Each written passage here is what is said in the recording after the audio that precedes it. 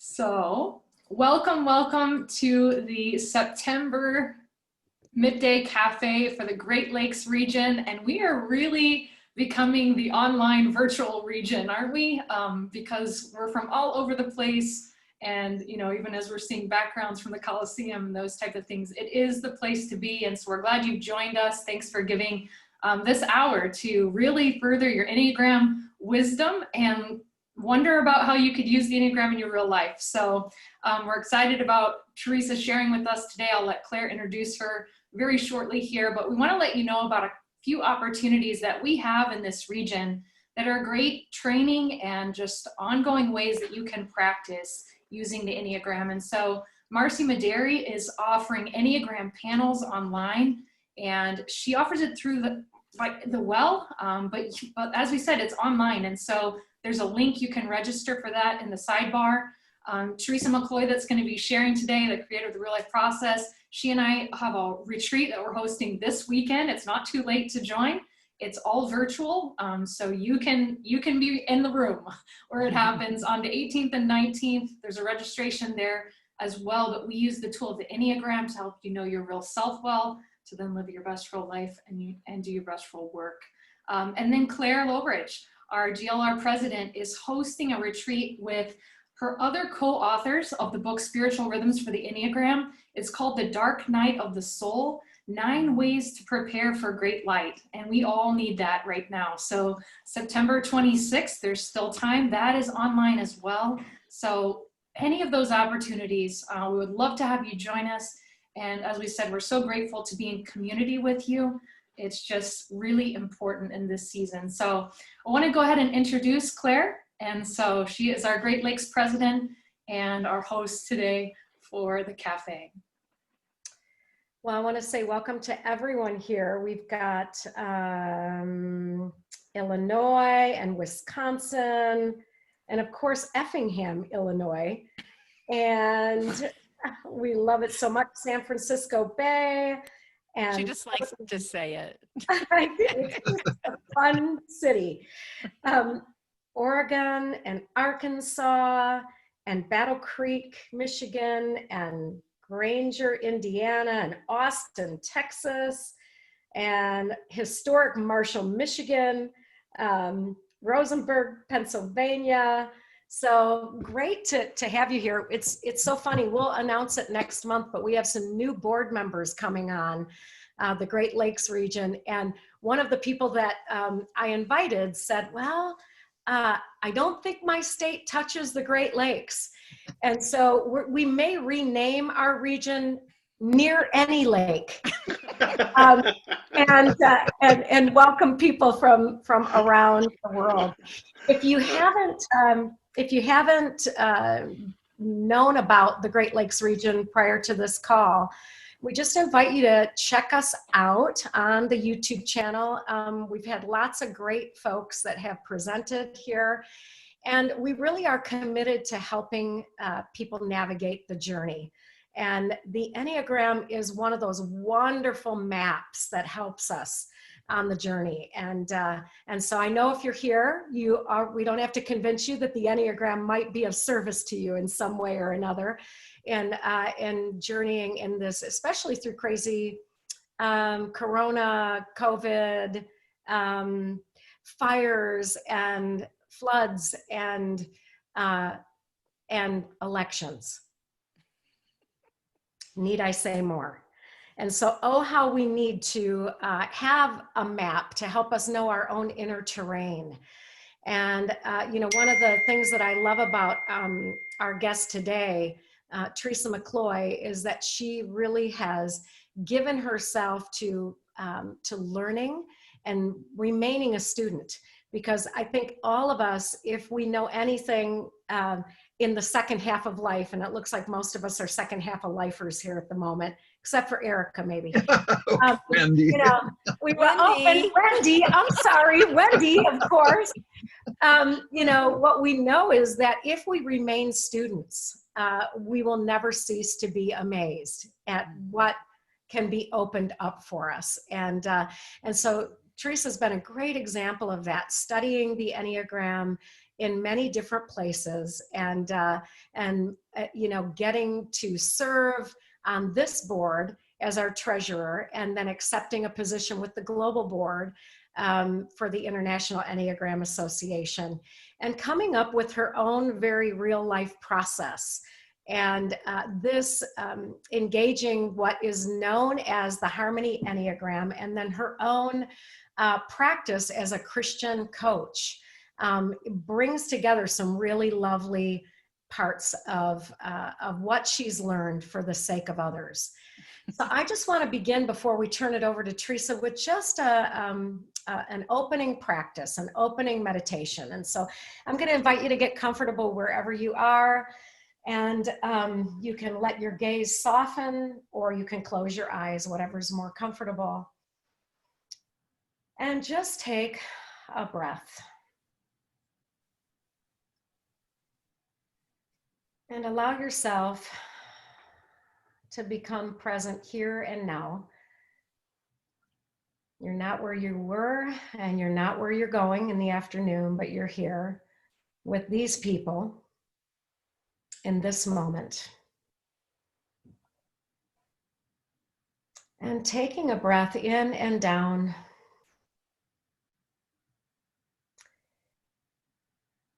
And see if it feels all right for you to take maybe even a deeper breath in and down.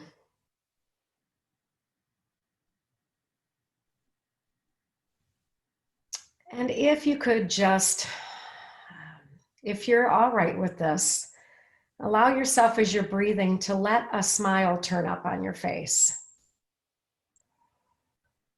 Knowing that you have over 300 muscles in your face, and that actually turning up the corners of your mouth into a smile can help to release really helpful endorphins in your body. This body that is so fearfully and wonderfully made. And allowing your body to actually be here now with a smile in a way that can nourish you. That what we realize is that neuroscience can tell us that a smile can actually elevate your mood. And feeling that smile as a gift and a grace to help us in times of pandemics and fires and elections, that there is a way for us to regulate our own anxiety, our own tense muscular structures, and allow ourselves to just be here in this moment that is graced for us.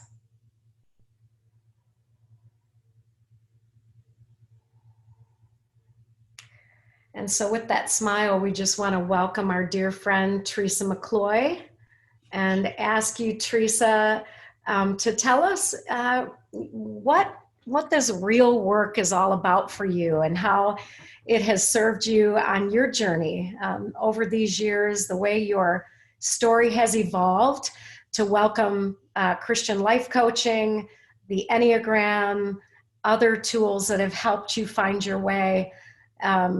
And that you're just a lovely face, and we're happy, as Mr. Rogers would say, we're happy to know you.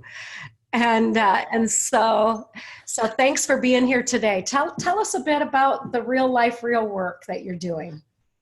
Well, thanks, Claire. I want to share, and this is something that probably the first time I ever used this particular circle of friends candle was actually something that Claire showed me. And I have a couple of them. And I was actually on a call with a couple of you earlier this morning. And every time I get together in community, and many times when even I'm working with a client one-to-one, I light my candle. And it's just, there we go. We can all hold up our, and it's just a reminder to me as a type 3 to be present. Because as a type 3, part of my journey has been to be present to all 3 centers of intelligence, and especially my 9.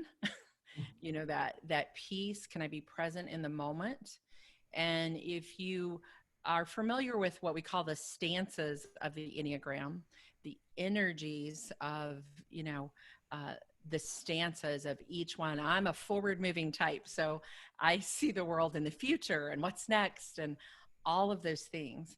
And part of my journey in even creating the process has been to not beat myself up about that that's a bad thing, but how do I stay full circle is what I like to call it. How am I moving in all 3 centers? And if I'm not careful, if I don't kind of use little reminders like candles, candles and anything special, but it reminds me I'm present with people right now, which is something I really value, but I can go to forgetting that I need to be here and not what's next this afternoon. So whatever you need to bring you sometimes that focus is good. I'd love to share a couple of slides with you. I don't want to overwhelm, but I think it would help in just sharing my story and what the real life process is, how it connects with the Enneagram and how I've used and developed that. So I'm going to share screen for just a bit. Somebody give me a thumbs up that they can see a screen. Are you guys good? Good. Now I got to get you where I want you on my screen so I can see all of you. So there we go. Okay. So the real life process really is something that I developed as a framework out of a lot of different life experience. And that's a little bit of the conversation I think would be fun to have today, is when you reflect back on your own life, however many years you want to go back in your story, and you think of all the things that you've had an opportunity to know, to learn, to do, to be exposed to be a part of. You know, for me, the process has come out of a combination of those things. So one very significant thing is the tool of the Enneagram. Another is spiritual formation work that I have done and practices in spiritual formation. Another is I'm an entrepreneur at heart, and I've had lots of businesses, some success and some failures. You know what that was like as a 3, right? Didn't love the failure parts, but you know, that's been a part of who I am. I love the marketing and the building of something new.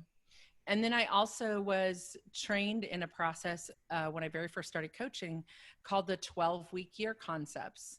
And so all of those things together kind of combined to be what you see graphically over on the screen. If we know our real self well, we can live our best real life and we can do our best real work. And those 3 arrows represent that we're also resting.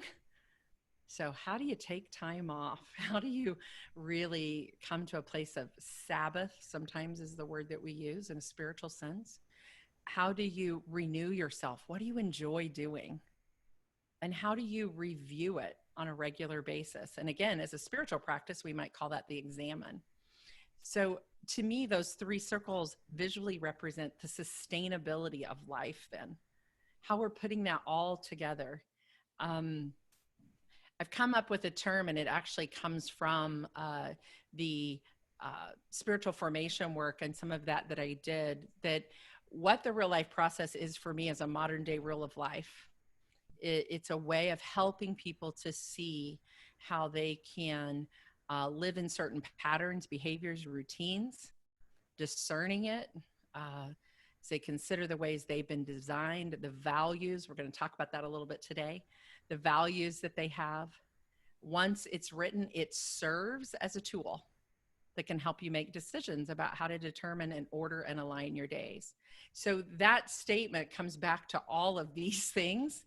And so the question we might ask today is, what have been your life experiences that you can bring your your best self to the world, that you can give out of, you know, the fullness of who you are. So I want to share with you just for a couple of minutes, kind of some of my story.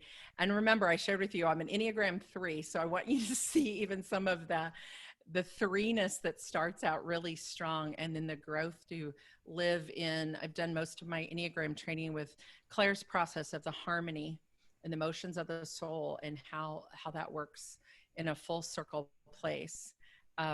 This is the graphic that I often use, though, to describe how most of us and how I was living my life. Workaholism was the name of the game for me. So my life was all about work. It affected my life, and I didn't know myself at all. I didn't know the why, and that's what the Enneagram gave me, was a map to know me. But if we flip that triangle upside down and we discover who we really are, it flows up into our life and we can do our best work. So that's just a graphical way that I show how we get to teetering like on that little triangle. We're like, oh wait, it's time to flip it back around. I need to do a reset. I need to take some time off. I need to take a day away. How do I get it back on solid foundation? And that's what we've created the process to do, is be a way to do that. So let's go ahead, Claire. Mm-hmm. Yeah, let's stop there for a minute. So I love that, you know, your triangle that's teetering, but then when the real self is here at the bottom, then you have this wonderful foundation. And how do you notice in yourself that you're teetering? What are maybe some of the cues that every style around the circle can notice when they're teetering? Well, and I think that would be, you know, a question that, you know, you guys want to share in the chat or whatever, we can like answer that together. But I often use the terms for the two sides of kind of who we are, is that adaptive and authentic.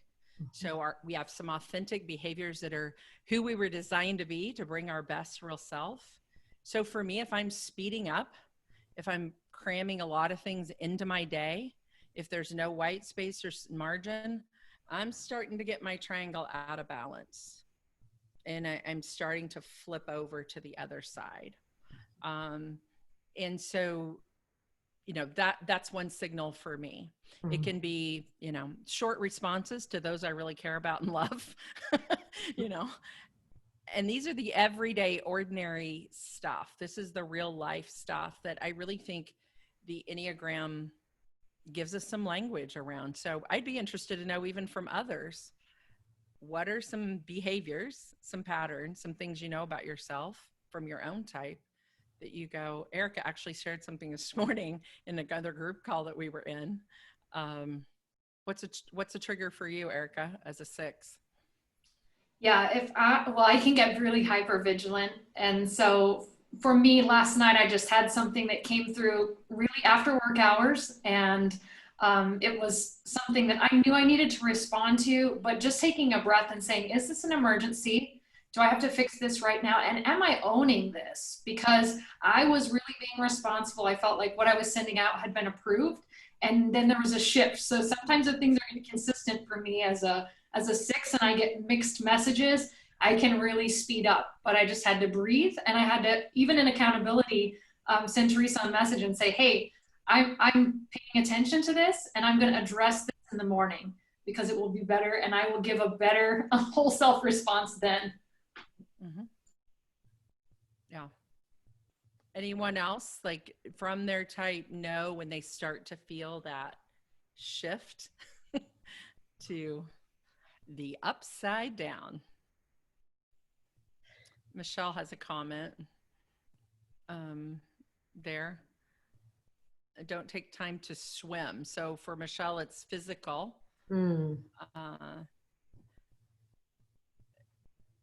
So being in, and we have that as a part of the process that we teach. We call it a present block in your calendar that is self-care and soul care.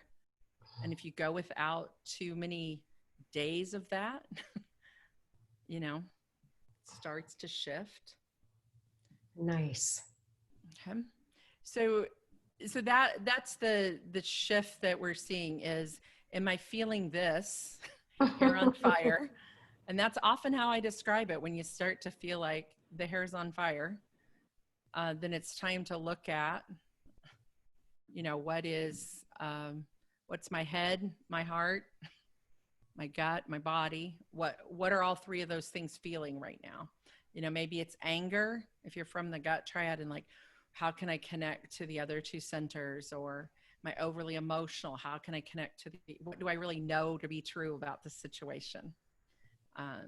Those types of things. So that's where the process came from. I'm not going to walk through all of this, but I was sharing with Claire last night when I was thinking about this, I was able to sit down and again, this is another question I would ask you to think about. I was able to sit down and say, okay, what was my journey from here to here?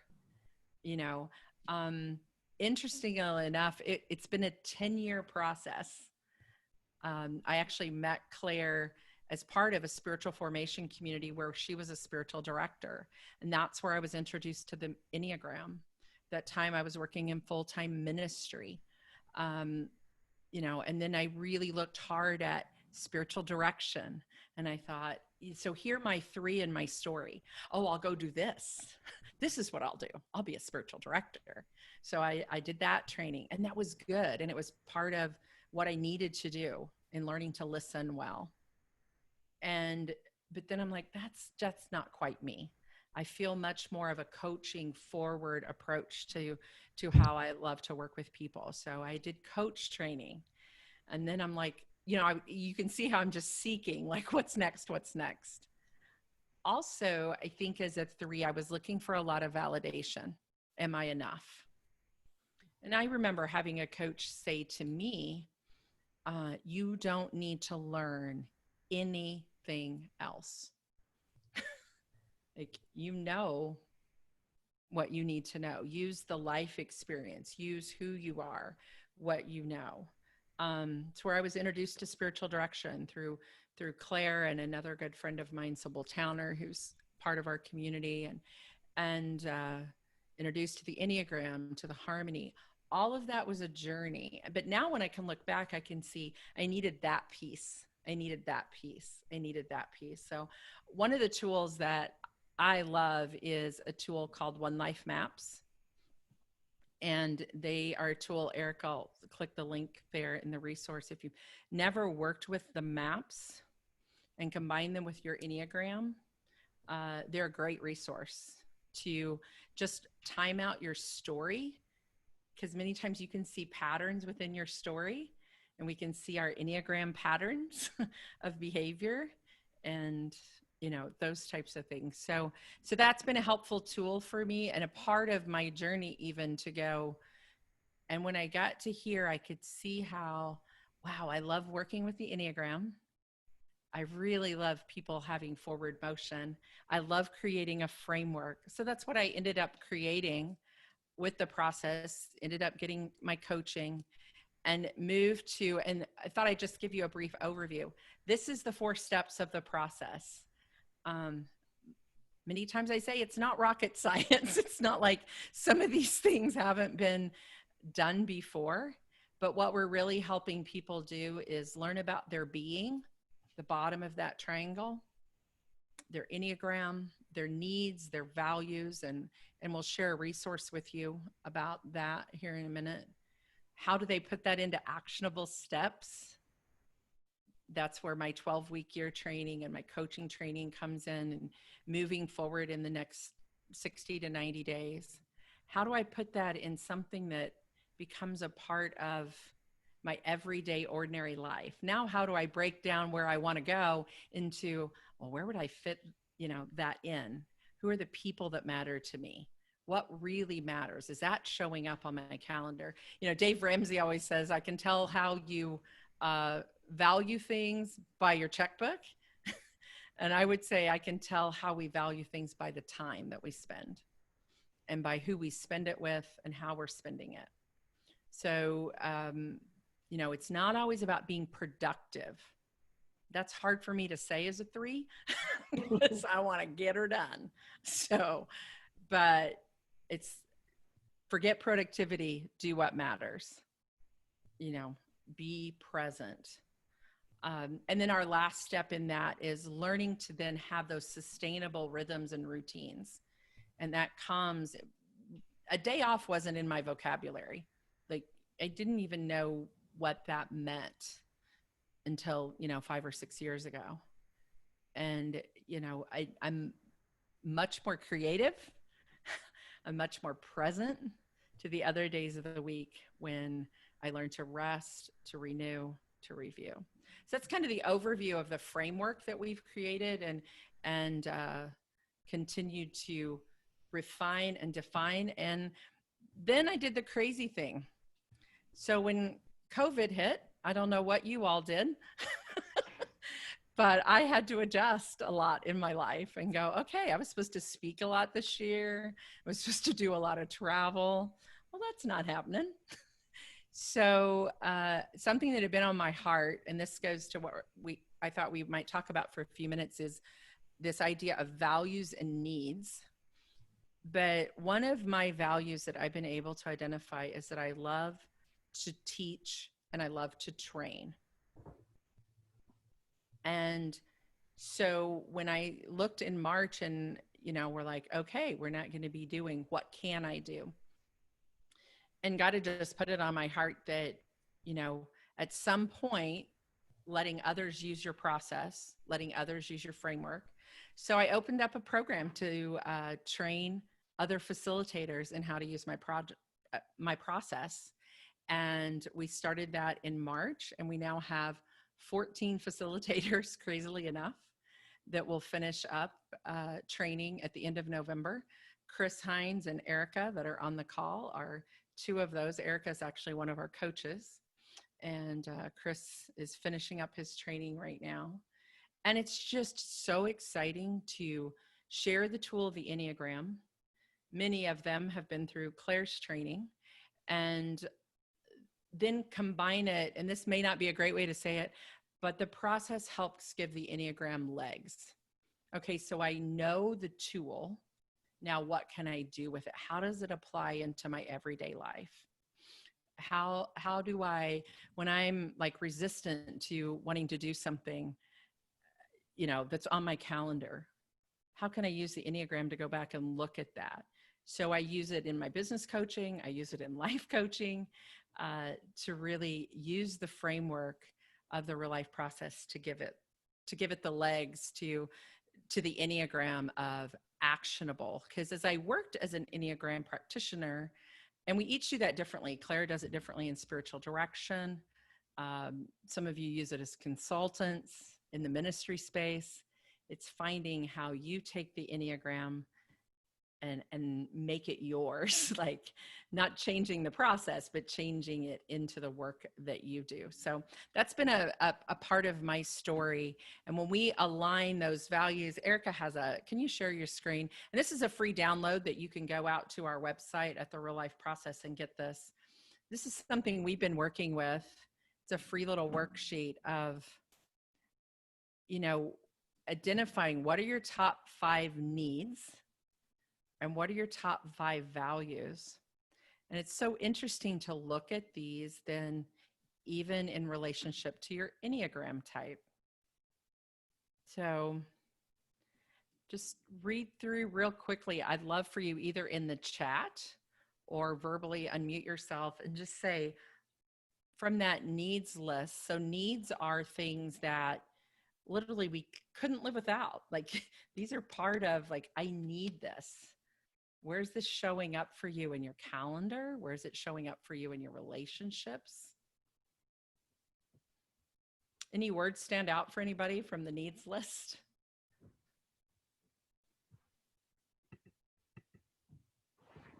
Chris says he needs freedom, peace. Wendy says clarity. Wendy, you want to say more about why would clarity, what is it about clarity that feels like a need to you? For me, I'm a 1. And so, for me, knowing what's good versus bad, I need to have that clearly defined.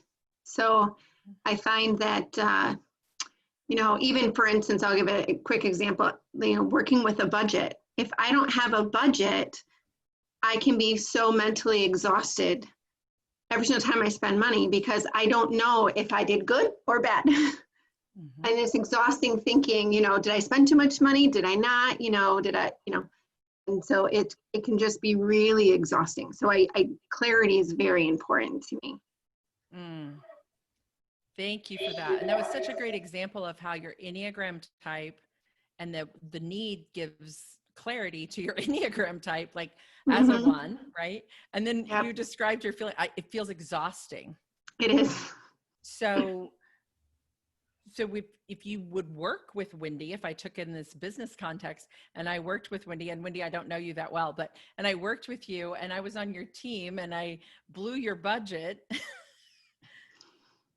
and I knew that, you know, clarity is important to you. You know what I'm like, knowing that about people that we work with, whether it's their Enneagram type, their needs, if that need's not being met of clarity, it feels unstable. It's when the triangle feels like it's flipping.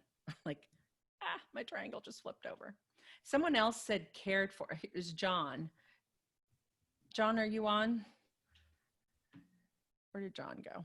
There I am. Oh, there you are. Here I am. Tell me about cared for, John. It's, for me, the basic root, what I'm looking at now in my own life, that I really try to care for people and to be present with them. And Chris gave me a real good thing to work with as I was going through the Enneagram.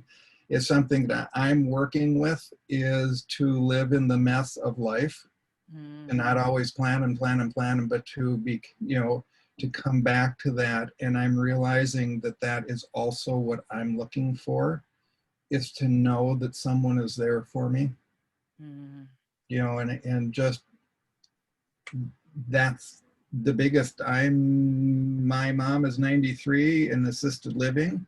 When she passes, I am the oldest in our family. And I had a brother who died 30 years ago. So basically I'm it with all the grandchildren. Wow. So that piece is all sitting there, and how's that tying together and that. And so that's, when I look at that for the cared for, I am needing to, and it's your triangle that you had earlier, I need to care for myself. And that's what I'm finding is I need to really do that before I can do anything else that I want. You know, background for me was leadership development, 7 Habits, all the Franklin Covey's Crucial Conversations. I do Strengths Finder. I want to do Enneagram, and we'll be doing that. I am now with Neuro Leadership Institute doing the brain-based coaching, being certified in that. Yep. Go down here and, you know, do all this, but it's kind of, I need to come back and look at that. Am I caring for myself or am I just busy? So your reminder of that map, I did that years ago. So thank you.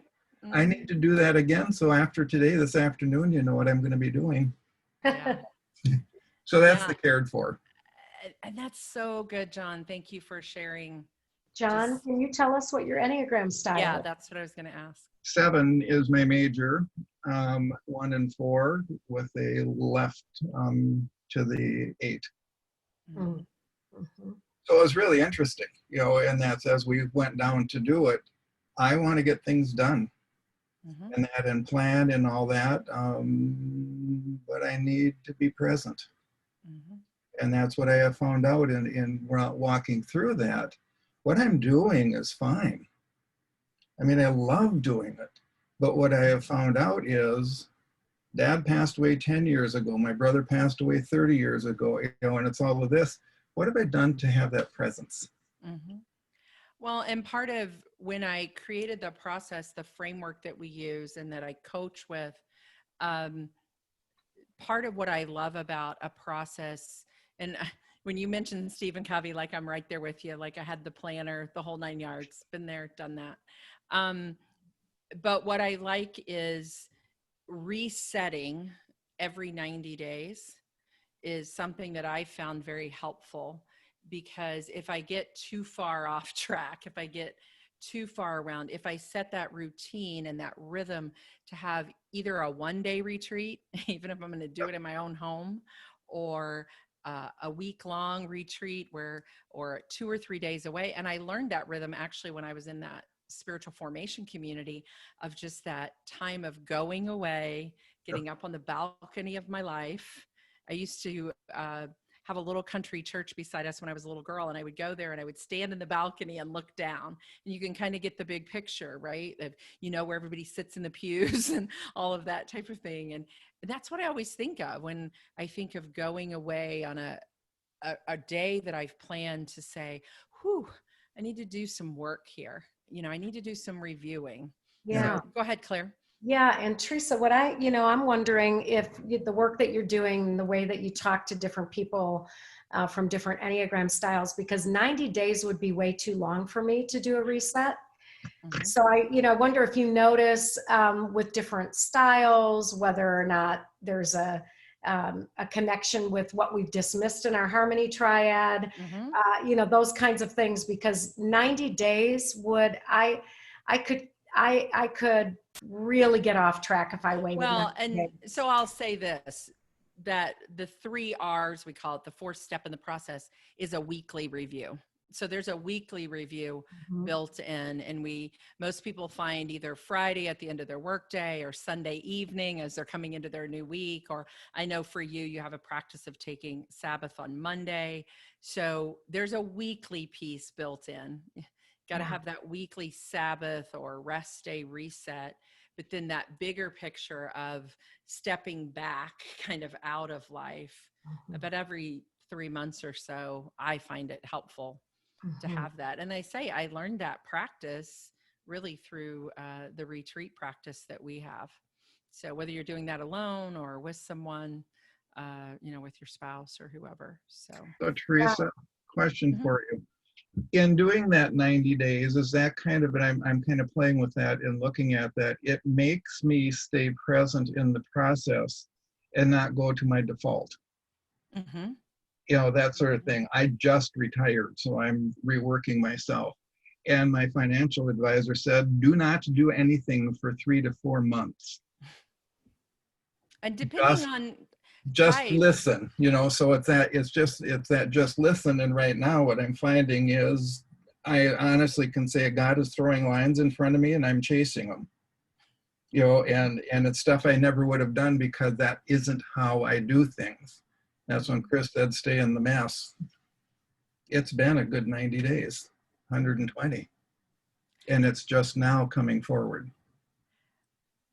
Chris Hines, I'd like, if you would, just because I can pick on you because I already know you and your type, but John and I are both in that forward motion, right? We're coming from those forward types, the 3, the 7, the 8. Chris comes from the 9. Sorry, I'm calling you out, Chris. Share with us for you what it feels like to do those examine type days or those review type periods, or what are you finding is helpful for you as a more away type? Yeah, great question, Teresa. It takes intentionality to really do it. It feels like self-care. And as a 9, I can get very caught up in everyone else's agendas and priorities and everything, and just forget that I have my own priorities and my own, things that I want to push forward. So the examine, for example, helps me stay awake to myself and what's important to me. Sometimes it feels selfish, to be honest. But I've, a discipline is something we do on purpose, So I acknowledge it as a discipline for me, as one thing that doesn't come naturally. But it helps me, stay awake. I use this term, undertow. I can very easily get stuck in the undertow of life's momentum, other people's agendas, and so forth. And so the reflection as well as the intentional creating of projects for like 90 days, as well as reflecting upon that. I mean, that's been a revolutionary thing for me. I've felt a lot less stress and anxiety for me because of the examination, reflection, and the assigning of project for the next 90 days, that it has actually brought peace back to me. Thank you. Yeah, and Teresa, I wonder what you do with, so you have the left side that is the needs, and then the right side, right? Mhm. So tell us Put that how, back up there. yeah, tell us how you help folks notice how their values and their needs might help them see their own inner terrain. Sure. So we use this in conjunction with the Enneagram. So there's a couple of things that we call pre-work. So as people are coming into those first steps in the process and the real life process, we have some things that we want to give to them beforehand. The needs and values assessment, which this is just kind of a one sheet. There's a deeper online assessment that we give to people. And then their Enneagram that we also use, and we love Dr. Wagner's WEPS profile is what we use the most, and then process that through with them. So knowing those things can really help people give language to what they may not know about themselves. So for example, you know, John very much felt, Wendy very much felt like, ooh, yeah, clarity, that's a need. Cared for, that's a need. You know, what are those? And then when they get to values, an example I might give, Claire, is I had my husband and I do this needs and values thing together. So here's an interesting tool to use with a spouse or a good friend or whatever. But it was very interesting for me. My husband's a type 9. I talk about him all the time, so he knows he's fair game. But right, Scott, you just know that you're going to get thrown under the bus. Is the spouse. So I was very surprised, though, when my husband's second highest value was winning. And I was like, wow. So as a 62-year-old farmer, how are you living that out in your life as a type 9? You know? And he said, and it made perfect sense to me, because I remember watching him as a young guy playing fast pitch softball and being super competitive and having to win and do all those things, but different at 62. So how is that value living out in your life? And he said, raising the best crops that I can do. And actually he said that are better than my neighbors. So you hear the competition coming out, right? But I thought, then how as a spouse who's married to a type 9, who it's important for him to win, that's a value for him, how can I support that? So Nice. and now I have language to, and for several weeks, I took our needs and our values and I wrote them on a chalkboard, my own and his, and hung them in our house so we could learn that about one another. And it's amazing just giving language, how it, and so think of it in a business space too. How would that help? Teresa, can I weigh in? Sure. Again? Thanks. So the needs piece has been really helpful in my marriage, going through this in Teresa's Real Life Process program. So identifying that freedom is a real core need for me. And the scenario that my wife, who's an 8, I'm a 9, often get into with our kids, we have a 17-year-old, 13 and 11, is kid does something, and then, you know, my wife, who's an 8, wants to step forward and guide and get in there, and I step back, you know, and I'm like, let's just give them some space, let them work this out. But I've noticed that my freedom, sort of independence filter goes off, like it feels constrictive and it feels like closed space to have this vigilance around this behavior. And it's really caused conflict in our marriage because I have this strong need for my independence and thus their independence. And so it has given us language to talk about this. Like, honey, I'm actually driven by freedom and independence. I kind of expect that for the kids as they grow up. They're increasing in their independence and freedom as well, back off kind of stuff. And it's been helpful in our marriage. And I'm thankful for the language to be able to kind of charter these waters. Mm-hmm. Yeah, and Teresa, before we have a closing meditation, is there anything that you'd like to say to help us gather this up? I would say, I love what John said earlier about I'm going to spend some time. So maybe the thing that you want to do is, as we get off the call or whatever, is I want to spend some time. I want to look at maybe the needs and values, and I want to get the download, and I just want to sit with it and put it in context to my Enneagram type, to my harmony. I love Barbara's comment. If you can see that in the chat, I'm a 9 who totally relates to competition. It feels like that when I go into 3 in a healthy way. So many times our needs and values will not only show up from our own Enneagram type, that they'll be in all 3 centers. And there's a whole discussion we could have there of, is that the dismissed part? Is that need being met? Or is it being dismissed and you've dismissed it for a long period of time? So I think it's just another way to give some language to some of the things within our 3 centers of intelligence. And you may want to spend some time with that. Mm-hmm. Yeah. Yeah. So we have this old saying, if you can name it, you can tame it.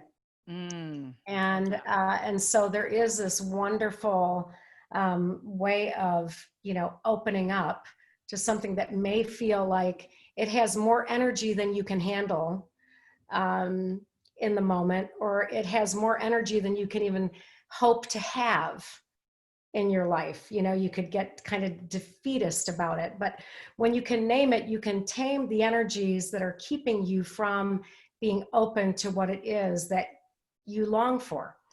Of course, the best part of any journey begins with naming our desire, naming, and we might start with surface desires, and that's fine, because as soon as you can start naming surface things, you can drop down into what is most valued and most true, and what you can't live without, because it is your sealed orders, your God-given DNA. And Yes. And so it's beautiful. I love what you're doing, Teresa, and the work that you're doing at Real Life Process, and with Erica and your coaches, and you're getting people out there in the wild, and equipping them and using their shared knowledge. It's one of the things that, so you kind of named, Dr. Wagner, but that Dr. Wagner is the teacher in my life, along with Pat Aspel, who just basically in my early days of learning the Enneagram, just gave me everything they had and said, go use this. Here's my PowerPoints. I'm going to give you the PDF of my book, not just, so that you can send little snippets when and I think that kind of generosity of spirit that you have, Teresa, is a beautiful way for us to get out in the wild in a time when people desperately need people with a generous spirit, because it does feel like people are clinging and grasping to their own security and survival, or power and control, or freaking out because of no approval and affection. And if we can give these kind of tools, we can be good neighbors to one another and help one another. So thank you so much. And we'll get more from you as the days go on, because you're stuck with us. I know, you're stuck with me too. And I want to say, when I was generosity, I mean, Claire has been that for me in my life. When I was looking at my timeline and just some of the things, pivotal conversations that someone was willing to have with you. So thank you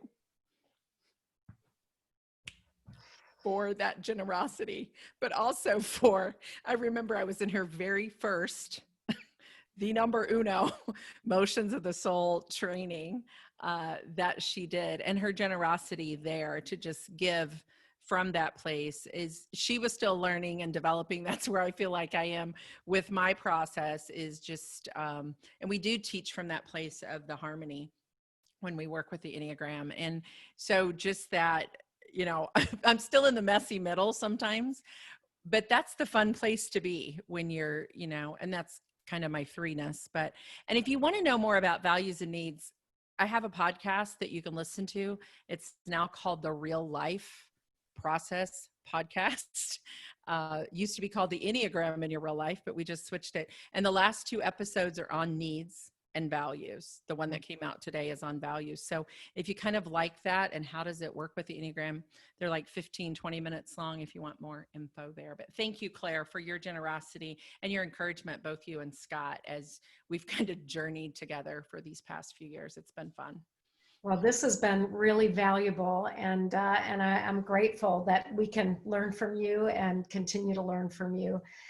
And so let's just take a breath, everyone, and just allow yourself to receive the word or the phrase or the image that stood out for you for a moment. Just something that was able to fire some happy little neurons in your brain. And breathe in the grace of that. You know, you may have noticed it because it's something that you're longing for in your life and not living into really well. But don't notice with judgment. Notice with this full, wide open freedom that is a gratitude for the moment of even being able to notice.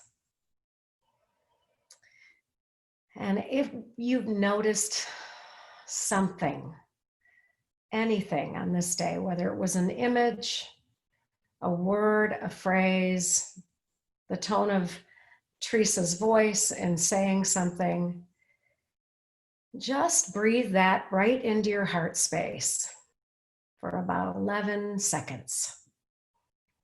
Whatever it was, we know that the heart math people teach us that there is positivity takes about 11 to 13 seconds to really let it settle in. So whatever it was, just breathe it right into your heart space, right in and around your heart as a gift that's being given to you today. From God, from Teresa, from this call and the people who are here.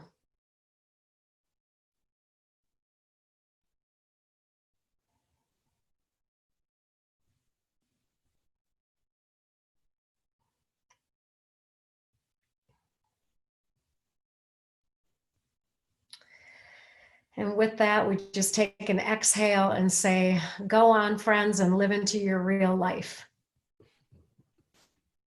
Bless you. Have a great day, everyone.